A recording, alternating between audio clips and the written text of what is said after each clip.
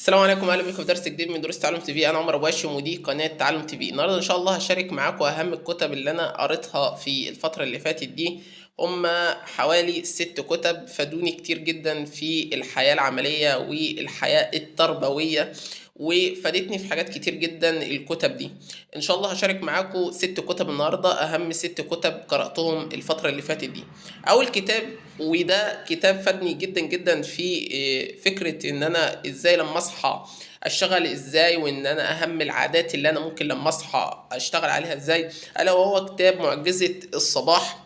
الكتاب ده معجزة الصباح ده فادني كتير جدا في ان انا لما اصحى اعرف ايه اهم الحاجات اللي انا ممكن اعملها، ازاي اشغل نفسي وان انا اشتغل صح، واهم الحاجات دي كلها. فالكتاب العادات ال6 لتغيير حياتك لمعجزة الصباح، فكتاب ارشحه لك جدا لو انت شخص نشيط وبتحب تصحى بدري زي حالاتي كده. فازاي ان انت تشتغل على نفسك، وايه اهم العادات اللي انت ممكن تشتغل عليها وتنتج اكتر وتشتغل اكتر في اليوم. فالكتاب ده ارشحه لك بتاع معجزة الصباح. الكتاب التاني، والكتاب اسمه مميز بالاصفر. وكتاب مميز بالاصفر ده فادني في اهم الاقتباسات وحاجات كتير جدا في فترة كنت محتاجه جدا في اقتباسات كتير جدا لأهم الكتاب وأهم الروائيين. وكتاب يعني حتى الاقتباسات بتاعته مش عادية، لا، ممكن اقتباس منهم يغير فكرك ويغير طريقة تفكيرك ويغير حاجات كتير جدا. فكتاب مقرر مختصر في المعيشة بحكمة واختيار بذكاء، فهو حرفيا الكلام ده بينطبق عليه.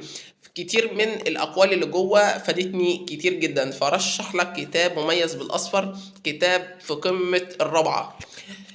الكتاب الثالث، العادات السبعة للمراهقين الأكثر فاعلية. الكتاب ده بقى ما تقدرش ان انت اقول لك فادني ازاي في فترة انا كنت اصلا محتاجها. يعني الكتاب ده فادني بطريقة في فترة المراهقة انت بتحتاج حد يوجهك، وبتحتاج حد يقول لك تعمل ايه، وان انت تشتغل على نفسك ازاي في الفترة دي بالذات، وان انت تقدر تنتج اكبر قدر من الانتاجية في الفترة دي، الا وهي في فترة المراهقة. فالعادات السبعة للمراهقين الاكثر فاعلية ده كتاب، يعني انا ما اقدرش ان انا احكم عليه على قد ما هو كتاب في قمة الروعة. كتاب يعني انا لو قعدت اقراه من هنا لبكره مش هزهق، لان كتاب فادني كتير جدا في فتره انا اصلا ما كنتش عارف انا عايز اعمل فيها ايه، ولا الفتره دي بتحكي عن ايه اللي هي فتره المراهقه دي. فالكتاب بتاع العادات السبعه او العادات السبعه للمراهقين الاكثر فاعليه ده، الكتاب ده يعني بص ارشحه لك في فتره اللي انت فيها دي. لو انت من سن 15 لسن 25، فالكتاب ده هيفيدك كتير، الا وهو العادات السبعه للمراهقين الاكثر فعاليه. بالنسبه بقى لكتاب المهجريات ده للجماعه اللي هم بتوع السوشيال ميديا، واللي هو عايز يبطل فكره السوشيال ميديا، للدكتور ابراهيم السكران. وده كتاب فادني ان انا اقدر اعمل كنترول على نفسي في فكره السوشيال ميديا، وان انا اقدر ابطل اكتر قدر ممكن من السوشيال ميديا. وبيحكي لك عن تجارب شخصيه مع السوشيال ميديا في الكتاب ده. فلو انت عايز تبطل السوشيال ميديا وتعرف عن اضرار السوشيال ميديا والحاجات دي كلها، فكتاب المجريات ده للدكتور ابراهيم السكران ارشحه لك بقوه.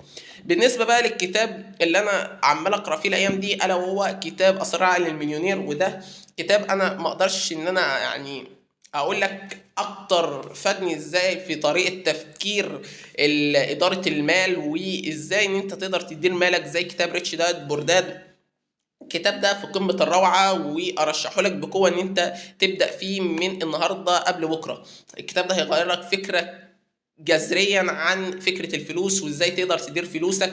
وفي قصص نجاح كتير جدا للكاتب هارف ايكر، فالكتاب ده رشحه لك بقوة في اسرار عقل المليونير. والكتاب اللي معايا الاخير واللي دايما رشحه لك في الفيديوهات كلها، كتاب اتوبيك هابتس بتاع العادات الذرية للاشخاص اللي هم عايزين يبنوا عادات ويبنوا فكرة الوقت ازاي يديروها، ويشتغل على نفسه اكتر في وقت قياسي، وان هو ازاي يبني عادات اكتر. فكتاب العادات الذريه ده رشحه لك بقوه. فدي اكتر الكتب اللي انا قراتها الفتره اللي فاتت وفادتني. فابدا في الكتب دي وتوكل على الله، واشوفك الفيديو الجاي في كتب تانية في سلسله اهم الكتب.